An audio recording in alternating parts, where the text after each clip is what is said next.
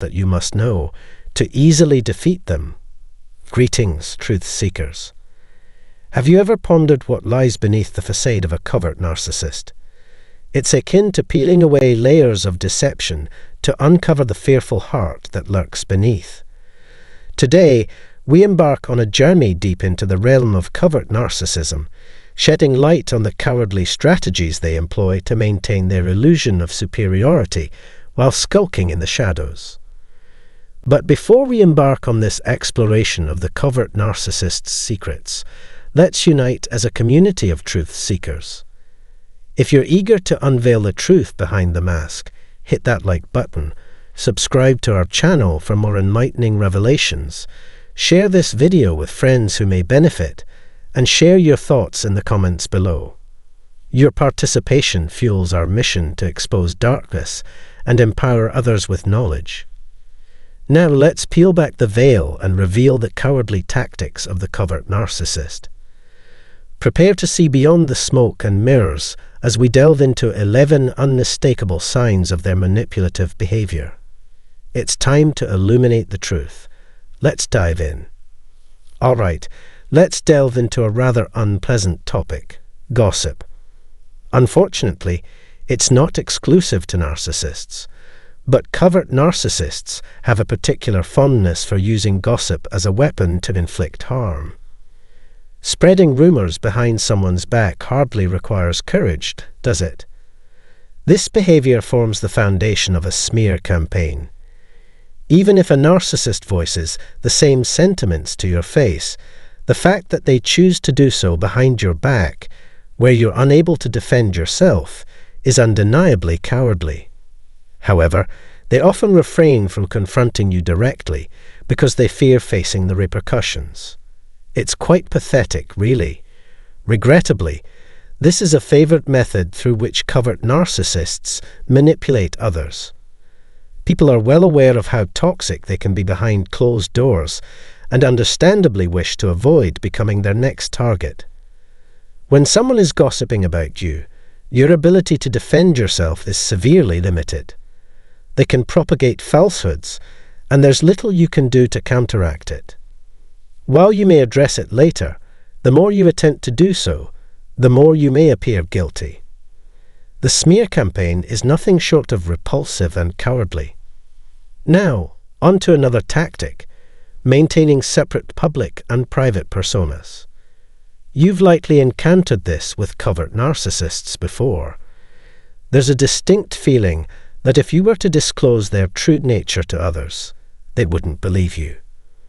They present an entirely different version of themselves to the outside world, yet behind closed doors, you're subjected to their abusive behavior. It's unacceptable, and the sense of isolation stemming from others' inability to see the truth only exacerbates the situation. But why do they engage in this deception? Simply put, they don't want others to perceive their true selves. They're invested in upholding the facade of being the good guy, because if their true nature were exposed, they'd be forced to confront the fallout.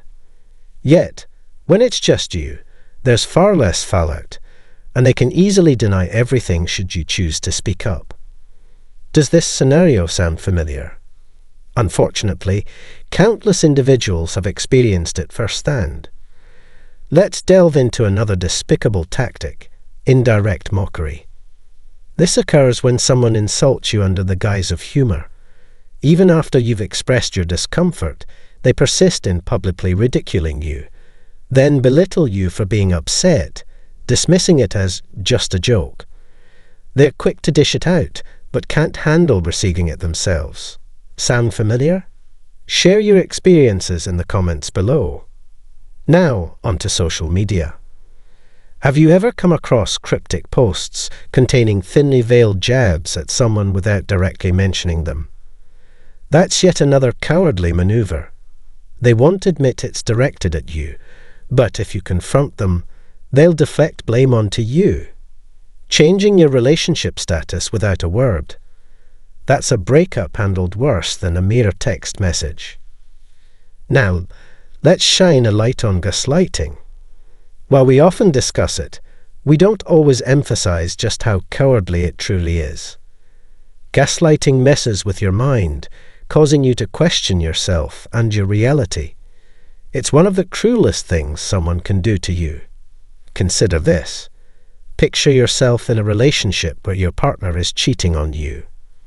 Instead of owning up to it and facing the consequences, they manipulate you into believing that you're losing your grip on reality. If they can convince you that you're the one at fault, they can continue their deceitful behavior unchecked. Gaslighting aims to instill self-doubt in you so they can maintain control. It's a sly and cowardly tactic. Here's a real-life scenario. A friend's boyfriend made a derogatory comment about another friend's girlfriend. When confronted later, he conveniently claimed to have no recollection of it. Yet, everyone present heard his remark loud and clear. That's gaslighting in action. Let's delve into another contemptible maneuver, interrupting or talking over you.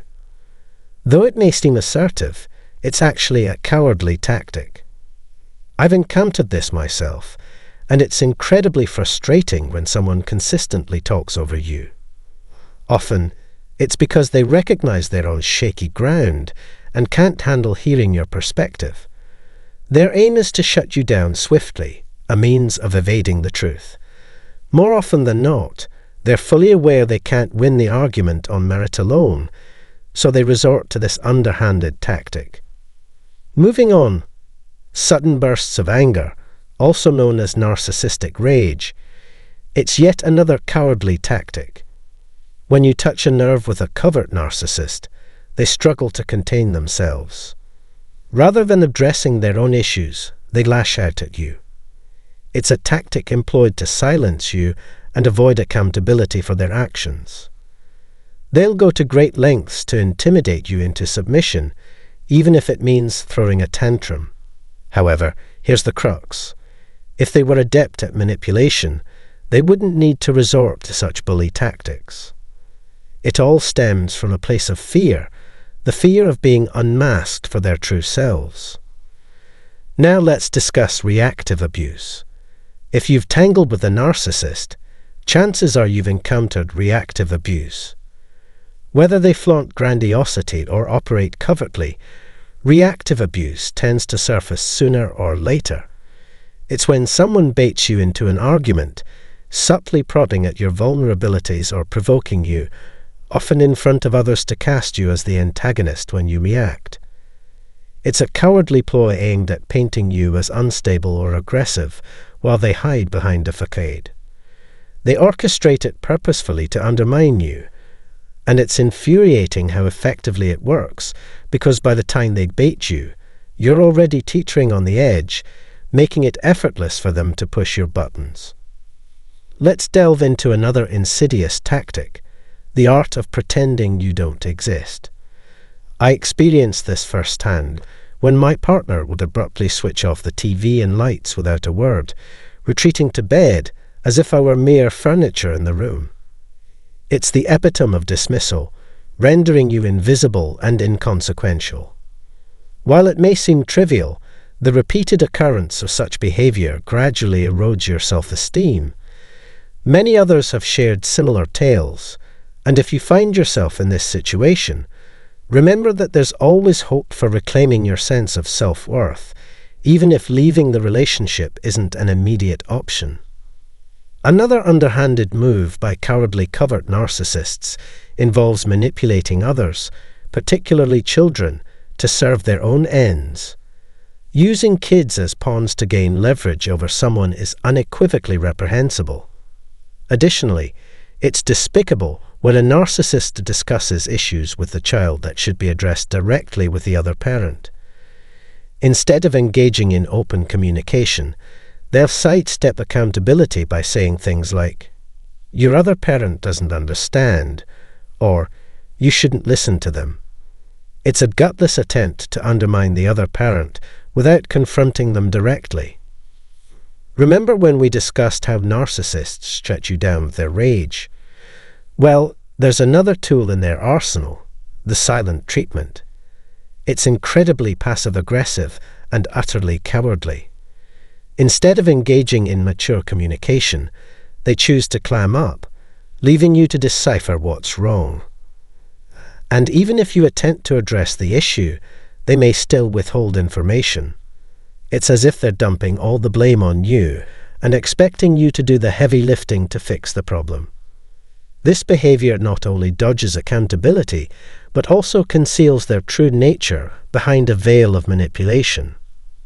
If you can relate to these experiences, chances are you're dealing with a cowardly covert narcissist. However, here's the silver lining: they're not as invincible as they believe. By remaining vigilant and recognizing the signs, you can gradually unveil their true colors. And if you need additional support, don't hesitate to check out the link in the description. If you found this discussion helpful, please hit the like button, and I'll be back with more insights next time. Greetings, everyone.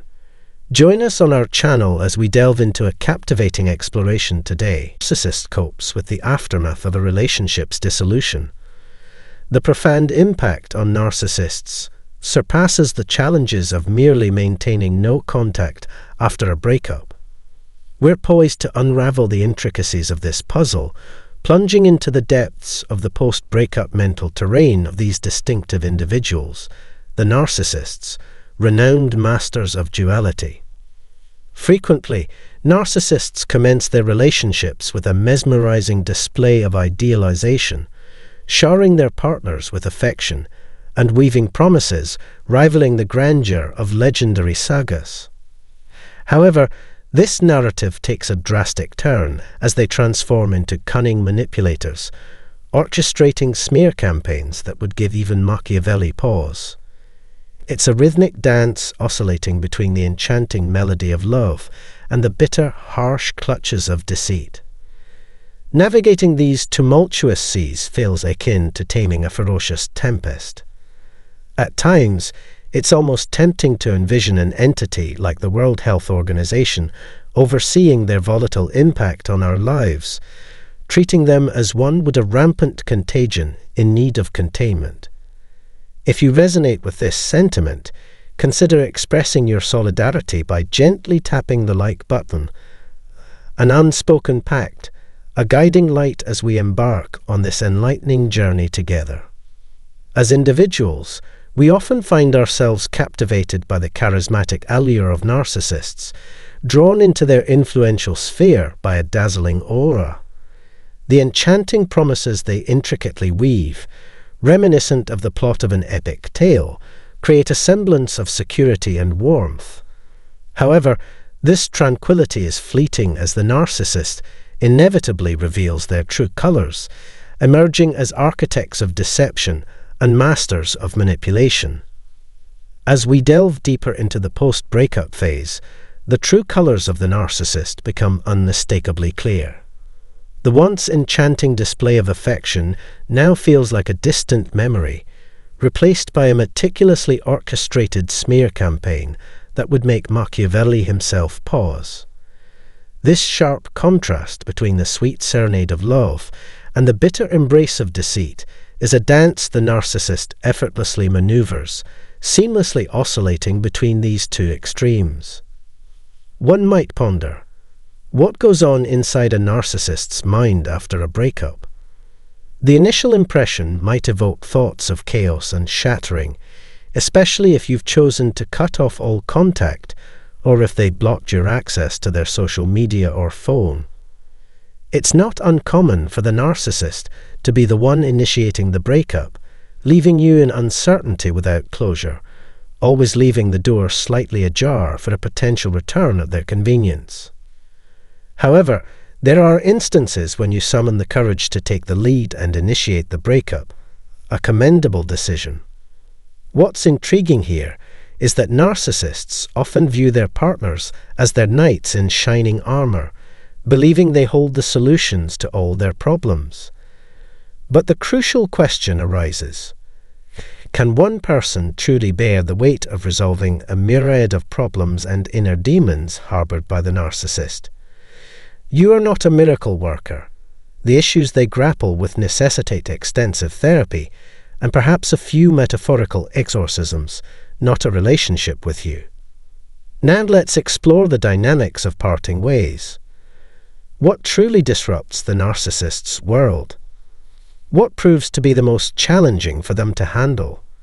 It's when you exhibit a lack of concern, withdrawing the attention and control they relentlessly pursue. This leaves them in disarray. It's crucial to emphasize that narcissists often exhibit childlike behaviors in various aspects. So when we discuss breaking up, we're essentially talking about dismantling their very core. The one thing they struggle to cope with is your indifference. As we wrap up this examination, it's vital to underscore that narcissists become powerless in the face of this indifference. While they may excel at finding alternative sources of attention and swiftly redirecting their focus onto someone else, your indifference is a blow that they find challenging to recover from. The journey following a breakup with a narcissist undoubtedly unfolds as a complex ballet of emotions and actions. It's a whirlwind that can leave you feeling adrift, perplexed, and desolate. Yet, by comprehending the nuances of this dance, you can gradually reclaim your power and control, one piece at a time. However, a crucial point needs to be abundantly clear. Closure, as most people conceive it, is a rarity that a narcissist will seldom, if ever, provide. Indeed, the very notion of closure implies an ending, a definitive closing of a door. This contradicts a narcissist's nature. They resist conclusions because endings signify a loss of control, a loss of the attention they yearn for. However, what truly undermines their confidence and sense of control is when you become the one leading the way. When you decide to cut ties first and commit to a complete state of non-engagement, the dynamics shift. Attaining a state of complete indifference, where the narcissist's actions and decisions no longer wield the power to impact your peace of mind, leaves them disoriented and powerless. They thrive on your emotional investment. They need you to care. Even if you've exited their lives, they still yearn for signs of your emotional distress. They feed off your vulnerability, whether it's exhibited privately or on public platforms like social media. That's why one of the most effective post-breakup strategies with a narcissist is to take a hiatus from social media. In their desperate quest to maintain some semblance of control, narcissists might resort to dubious methods, like creating fake profiles or sending friend requests from nearly empty accounts. They do this in an attempt to monitor you, to keep a foothold in your life. Yet, the insurmountable peak for a narcissist is your complete and utter indifference. When you broadcast the unmistakable message that you don't care about their choices, their well-being, or even their existence, they are defenseless. They are left in pieces. When you attain this level of complete detachment, they scramble to regain their footing, often in vain. Reaching a state of absolute apathy towards the narcissist profoundly rattles them, breaking down their ego in a way they find nearly unbearable. Regardless of whether they initiated the breakup, the narcissist might initially revel in the illusion of control they think they possess. However, this illusion crumbles swiftly when they realize they've been severed from your life in every conceivable manner. When they can no longer track your life and experiences through social media, and all their attempts to reach you are met with silence, they feel powerless. This sense of powerlessness intensifies when they witness your return to social media, exuding an air of peace and contentment.